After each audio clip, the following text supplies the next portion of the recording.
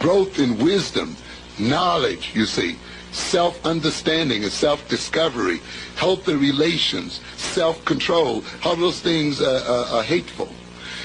But this is the only way a minority can rule over a majority of people, is by turning their minds backwards so that they love the things that destroy them and hate the things that move them forward. In order for these people to rule over us, we must hate learning.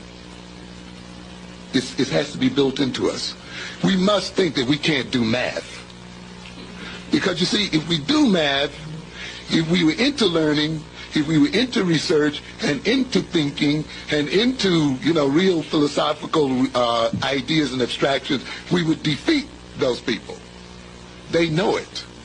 So consequently, what they must do is rob you of all of these things so that they may stay in there.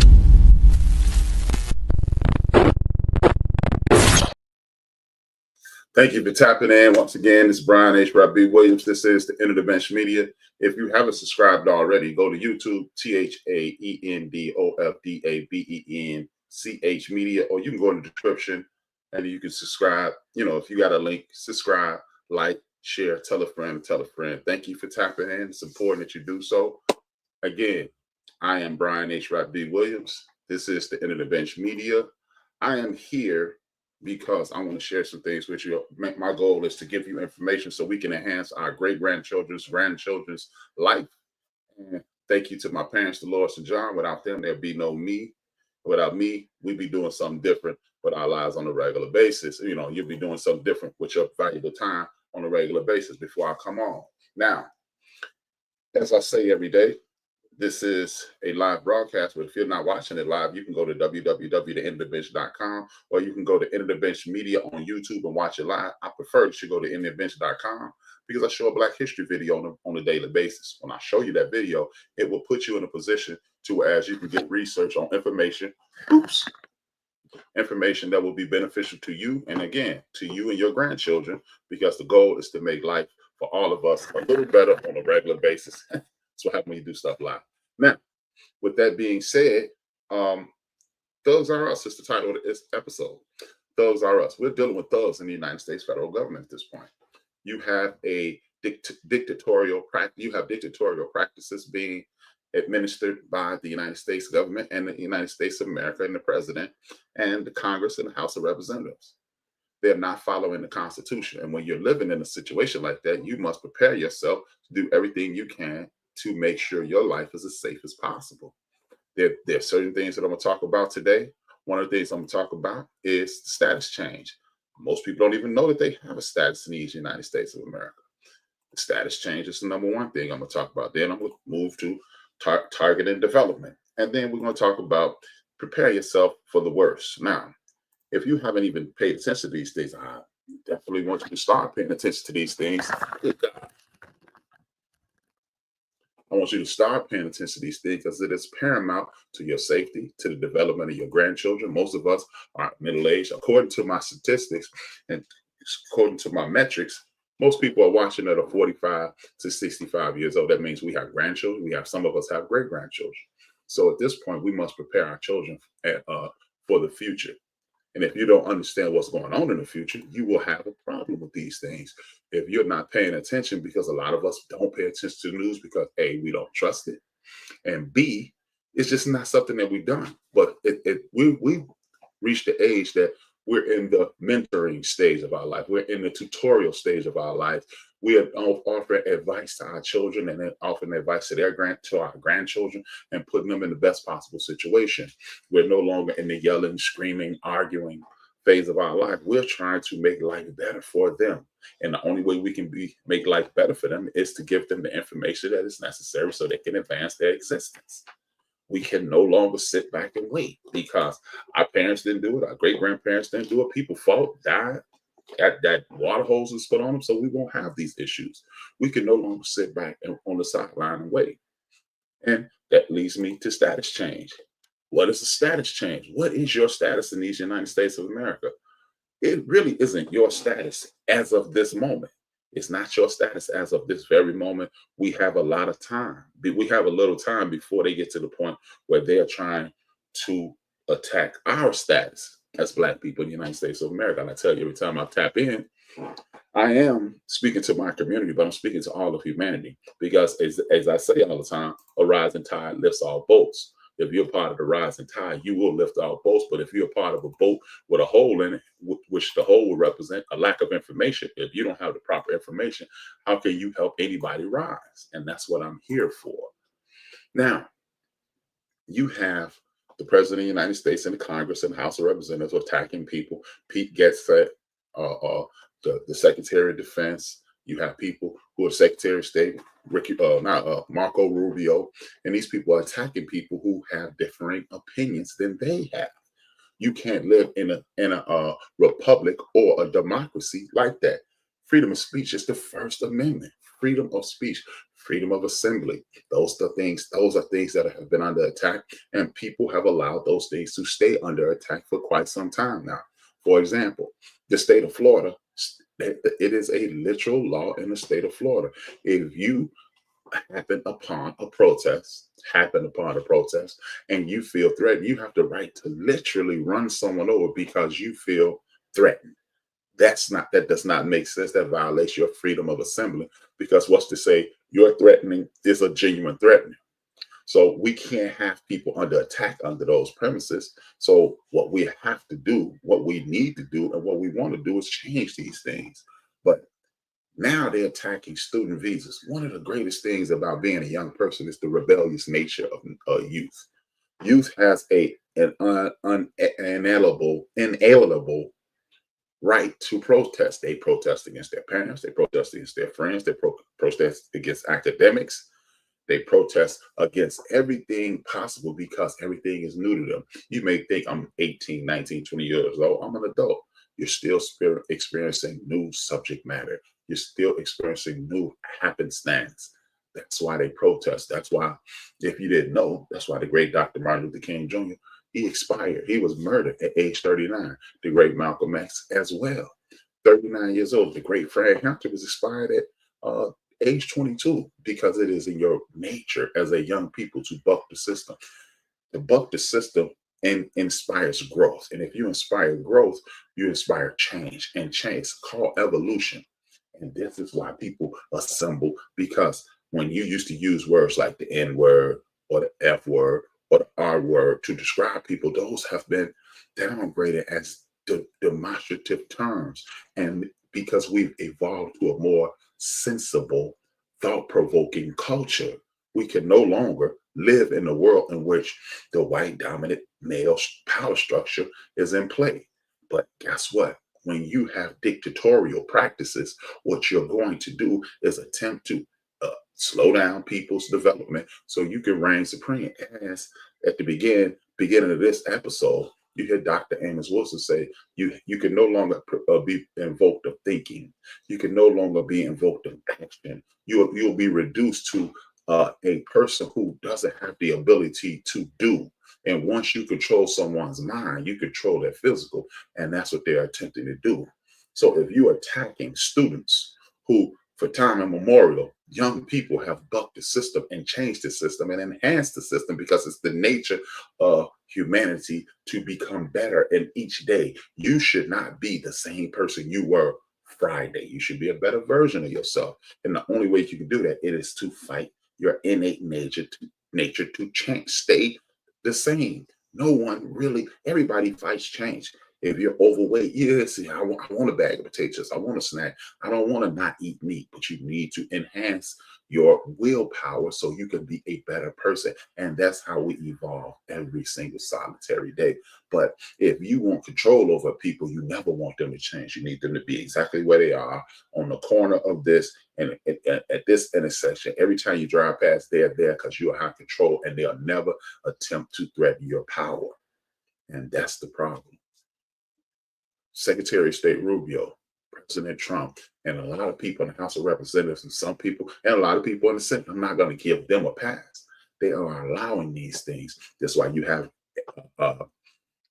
a situation of unrest in Los Angeles, and they're pretending that this is a situation to whereas people are chaotic. No, that is a small, isolated group. Just like when you hear about the violence here in my hometown, Chicago, Illinois.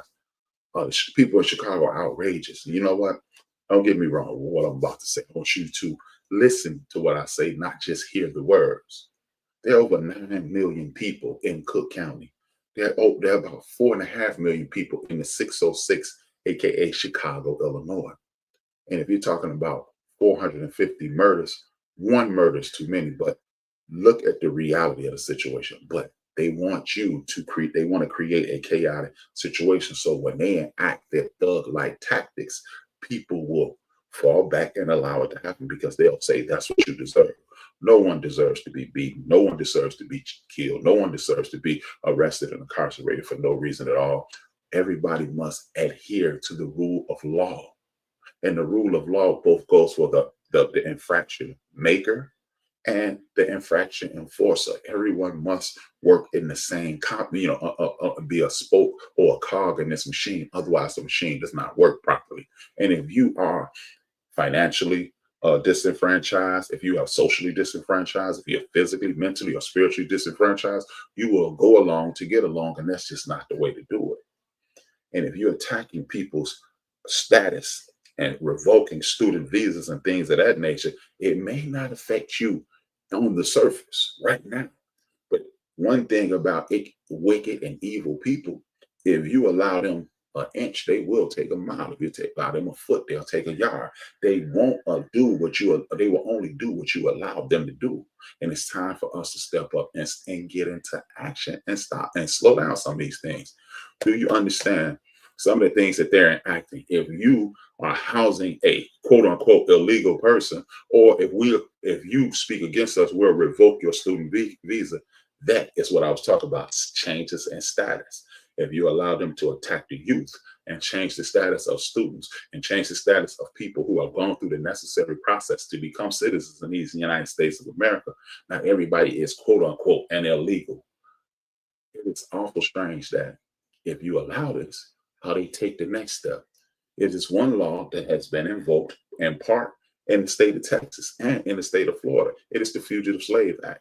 We're no longer enslaved. So how would that benefit? The Fugitive Slave Act was enacted in, I think, 1864 or 1854. I'm not sure. I'll look it up and get the information to you. It stated if anybody who suffered from drapetomania, drapetomania, that is a person who no longer wants to be enslaved. You will be classified as a person with a mental illness if you allow them to escape one of these death camps that they politely and sophisticatedly call a plantation. And if you help them, you too will be incarcerated as well, or you'll suffer the consequences of the law. How's that working? In Texas, if you allow someone to leave the great state of Texas and come here to Illinois where abortions are totally legal, no restrictions, if you help them get to Illinois, you too can be held responsible. That is what they're doing with students now. If you house a student, if you protect a student, you too can suffer the consequences of the law, which if my only violation of the law is speaking against unjust activities, how is that actually? That is a violation of the United States Constitution that you're invoking. But people keep using terms. They use flowery terms like illegals, unjust. They don't have status. And if they can change their status, you do understand 1864 when emancipation, 1863 in November when the Emancipation Proclamation was signed, and then it was ratified January 1st, the original Juneteenth, January 1st, 1864. You do understand they can rewrite that. See, you only look at the surface when you want surface information. You must dig a little deeper when you want information that will be beneficial to you. Don't allow someone to invoke injustice against anybody, because to quote the great Dr. Martin Luther King Jr., injustice anywhere is injustice everywhere. Now, how does that affect you?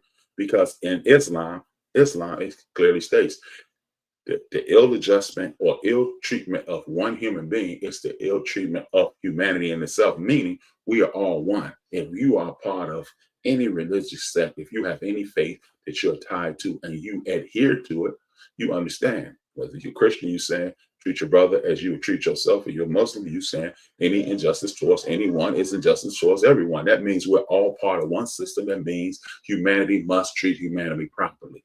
whether you're from Guadalajara,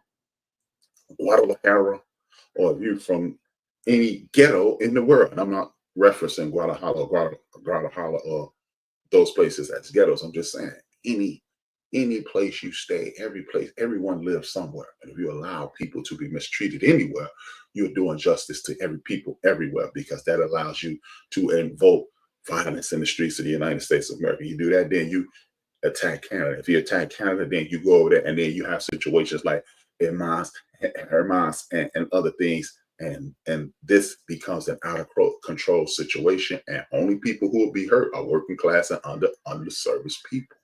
We can no longer have those things. But the only way those things continue to be invoked is if you pay no attention to them, because it's not affecting you. Your life has been predicated on everybody being treated properly. That's why we fight for young people's rights. A 14-year-old should not be operating a machine in a factory. And now all of a sudden they want to change the fact that you can be a card carrying head of household, and you can have dependents at age 8. Insane. Because who would watch their parents struggle and not try to help? No, the job of parents to make their children's lives better, and the children should suffer. I don't care if I never eat. I don't care if I only eat once a week. My job is to ensure that the lady in my life, the children in my life, the women in my life, the elders in my life live as comfortably as possible. And that's what we have to do. We can no longer think along this, what is called the lines of rugged individualism. Rugged individualism is why we are in the position we're in now. Well, that's them. They should do what they want. But guess what? Even though we're driving down the same street, we're not in the same car. If we're not in the same car, we don't experience the bumps in the road the exact same way. Two-parent households have an advantage over single-parent households. Some single-parent households have an advantage over two-parent households, because that single parent is more adjusted than the maladjusted two parents. So just because we're going down the same road in the same direction does not mean we're facing the same perils. So this is why, if you want to be a person of faith, no matter if you're Jehovah's Witness, Buddhist, Hindu, Islamic, Jewish, or Christian, these principles all fall in line with everything that you claim to believe in, and that book that you claim to read, and that God that you pray to every night. Because if you take time to read anything on either one of those sects, it all ties to the creator of the universe, no matter how you want to address him. So if you believe in that and you've dedicated your life to that, you need to dedicate your life to the enhancement of humanity, and stop ignoring people and treating people as if they're less than because some tyrannical, oppressive, colonizing people told you should. You cannot adapt to your oppressor's mentality. It is not just on them. It is on you as a human being. If God created you and God created them, that makes them and you believe God is the Holy Father, that makes that person is your brother and or sister, or whichever pronoun they identify themselves with. And if you have a problem with that, again, you're in violation of your spirituality. Don't enforce some of the laws, and don't enforce them all. And I need us to stop pretending that this is part of what God's divine plan, if that's who you adhere to. If you adhere to the universe, oh, well, I'm not, I'm just spiritual. Well, spirituality connects you to a whole and a all, and the all is the creator. But back to the point I'm trying to say, if people aren't allowed to invoke their opinions and invoke change, that means, guess what? Women wouldn't be able to vote. We would be discriminated against as Black people at hospitals, restaurants, and things of that nature, housing, banking. That means all of those things. See, again, if you allow one person to be mistreated, you're allowing the entire whole to be mistreated. Now, when people are using dictatorial tactics, it is not just because they're hate mongers and attempting to kill and destroy things. They want to rule over. They want to be the ruling class. And this why military enrollment is up. How does that tie into what you're talking about? Because a great part of the military is indoctrination. I'm not going to use terms like brainwashing, but it's indoctrination.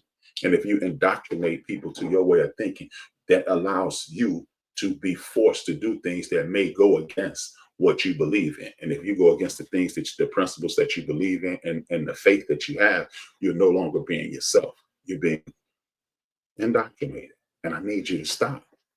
Why is the military going up? Because they've affected the way people pay for their academic prowess. You can either scholarship, which a lot of us may or may not. It depends on the individual. Some people learn at different paces, so they won't be able to scholarship. That does not mean that you're not worthy. That just means you're not at the top 3 to 5% of the academic scale, or you may have not tapped into the best way for you to learn. But that is the education process. Each individual must be educated to enhance their own academic prowess. Why is that? They're reducing FAFSA. This allows you to tap into that. A lot of people don't tap into their academic prowess until they hit a college campus. And then the academic excellence of a higher learning institution will key in on what your abilities are, your strengths, your weaknesses, and cater something towards you so you can excel. How could you do that if you never get the funding and we overprice everything? These are the things that we need to work on. Cal Santa Barbara brags that they have a freeze on. They have a freeze on the cost of education, a freeze on discriminatory practices, and an uprising on development. See, this is the world we claim to live in. This is the world that we claim to have developed with the said Constitution of the United States of America. But we're not following those things. And that's why FAFSA enrollment and FAFSA applications are being rejected, and the reduction of the funds are there so they can put you in a box so they can control you. Again, as I've stated in the past, this is what is called a caste system, where people are locked into a specific area and put you in a horrible situation. Now, this weekend we saw on Flag Day, some people will say it was the president's birthday. It was Flag Day. I'm not going to address that. He had a parade that it was scheduled for a couple million people, that not even 250,000 people showed up. This shows the reduction of his power, the reduction of his influence, and the dictatorial powers being reduced.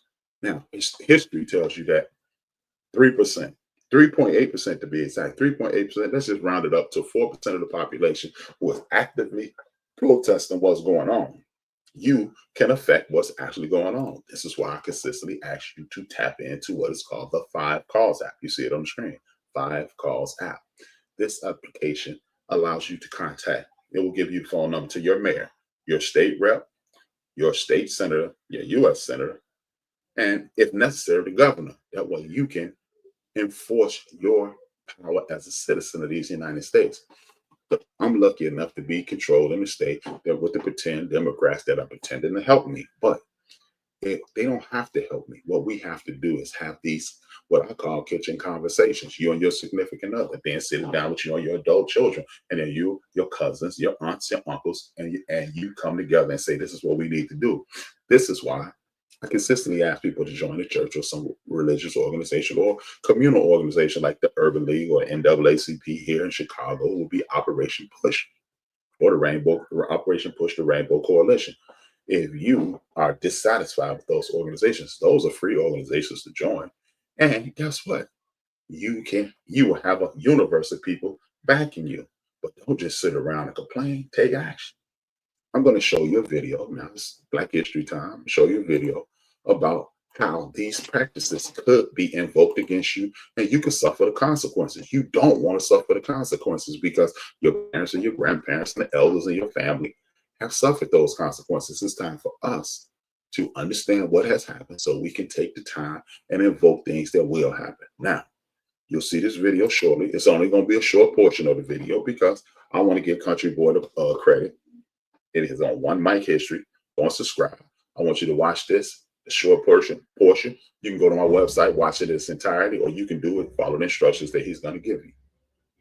Imagine waking up to the sound of helicopters overhead or soldiers marching through your city, but not because there was a natural disaster or a foreign threat, but because the president decided that your protest was too dangerous. And this is exactly what's happening in LA. If you're a student of our history, you know that this sort of thing is not new. From the schoolhouse steps of Little Rock to the bloody bridges of Selma, federal government has often stepped into the streets of America and not always on the side of justice. Sometimes troops came to uphold your constitutional rights, and other times they came to silence them. So join us today while we talk about the times the National Guard has been deployed on your streets. And if you like stories like this, you can find more stories like this at onemichistory.com. If you like audio only episodes, you can find my podcast wherever you get your podcasts. But without further ado, let's get started. Recently, President Trump shockingly sent almost 2,000 National Guard troops straight into the heart of LA without the California governor's consent, claiming that the presence was urgently needed against insurrectionists protesting immigration raids. Immediately, community leaders and activists and everyday Californians stood up, calling out what they saw as a direct threat to the hard-earned freedoms and the sacrificed right for peaceful protest. California Governor Gavin Newsom echoed the voices of community leaders and swiftly opposed what he called federal overreach, declaring it an abuse of presidential authority and a dangerous precedent that harms all communities, particularly marginalized ones. California quickly took legal action in an attempt to push back against what they perceived as a misuse of military power. But if you look closer, Black folks, we recognize a familiar struggle. Black communities have long experienced federal power being deployed as a political display, often suppressing voices commanding justice and equality, from the Freedom Riders who faced federal troops in 1961 to most recently Black Lives Matter activists confronting military tactics. This causes a recurring question that emerges. Who holds the true authority? Is it the people in the streets or some politician in a faraway office? But to better understand this, we need to take a step back, all the way back to 1957 in Little Rock, Arkansas. A few years earlier, in 1954, the Supreme Court's landmark Brown versus the Board of Education decision declared segregated schools unconstitutional and fundamentally reshaped civil rights as we know it. Yet, despite this firm federal mandate, resistance persisted in southern states determined to preserve segregation and racial inequality. 3 years later, in 1957, a school integration crisis erupted in Little Rock, Arkansas, when Now, as I was stating, you must understand what has happened to understand what is going to happen. It is a literal African saying called Sankofa. Sankofa is a bird. If you ever see a bird with an egg in his mouth and he's going in one direction and he's looking back to understand the past. He's looking back to understand the past to determine why I'm in this position now so you can navigate the future. So if you've seen this before, you've experienced this before, you know that it's in existence. Why not use that information to prepare what's going to go on in the future? Now, am I saying, hey, man, nobody, the old trope, no Black man should ever be in the military? Wrong. The military teaches you, it gives you the opportunity to enhance your life. It gives you development and pay. It lets you see the entire world. It gives you a passport, something that a lot of people in disenfranchised and underserved communities don't have. But what you have to do is understand what you're joining. You're joining the military. You'll be told to do things, and you don't want to be a grunt. You don't want to be a ranger. You want to be an intelligence. You want to put yourself in a position so you can maximize your God-given right as a citizen of the United States of America and academically enhance yourself, socially enhance yourself, and physically enhance yourself. That's what it's there for. And if you're properly guided through those things, whether it be an elder in your family or direct parenting, that's what you do. You won't be able to be turned on a community and treat them like dogs. That's why it is a good situation. If you allow yourself to be brainwashed and duped into things and say, hey, I made it up. No, you did make it up. It took a team of people to get you where you are. And even if you don't have a great parental upbringing, you probably had somebody who pointed you in the right direction. Or even if you didn't get that direction until you got to the military, that direction was provided to you, and you owe people just like the rest of us do. We can no longer sit around and point fingers at people who have less than and say, it's up to you to get what I have. That's not the way the world is designed. That is not the way nature works. That is not the way anything works. So you must prepare yourself, again, spiritually, mentally, and physically. If you adhere to anything that is communal or parental in your life, you understand that it took several people, whether it be friends, parents, friends itself, and other entities in your life to make your life what it is today. There's no such thing as a self-made individual. You could bust your back and work your fingers to the bone all you like. If someone at your job didn't teach you how to do what you need to do and then you took off, you wouldn't be there. No one does it alone. So if you are adhering to these things, you must stop that and understand everyone needs help. That's just the way the thing is designed. God did not design things to be individualized. Trees need mud, they need rain, they need sun, they need bugs, they need everything. It is an ecosystem. And humans need the same thing. Human beings are the only entity in the history of this planet that need each other. If you don't agree, I'll give you examples. If you take a puppy, a kitten, and a baby, and you sit it in the forest just alone, the kitten will grow up to be a cat. The puppy will grow up to be a dog. He will bark and chase the cat. And it is this instinctual thing. Cats will climb trees. The baby will either die or attempt to be a cat or a dog. You put those same three entities, a kitten, a puppy, and a baby, in the midst of a group of chimpanzees, a family of chimpanzees, the kitten will become a cat and do everything instinctively that a cat will do. The puppy will be a dog, and he'll do everything instinctively that a dog will do. The baby will attempt to be a chimpanzee or a monkey or a gorilla or whatever primate family that they are part of, because in order to be the best me, I needed my mother, I needed my father, I needed my siblings, I needed my aunts, uncles, I needed my friends to be who I am. You are a sum total of everything that is around you, that is in you. And if you don't believe that, take time out your day and realize that everything that is about you, good, bad, or indifferent, was brought upon, that made you the person you are today, was brought upon you. You didn't just wake up and innately be a quality human being.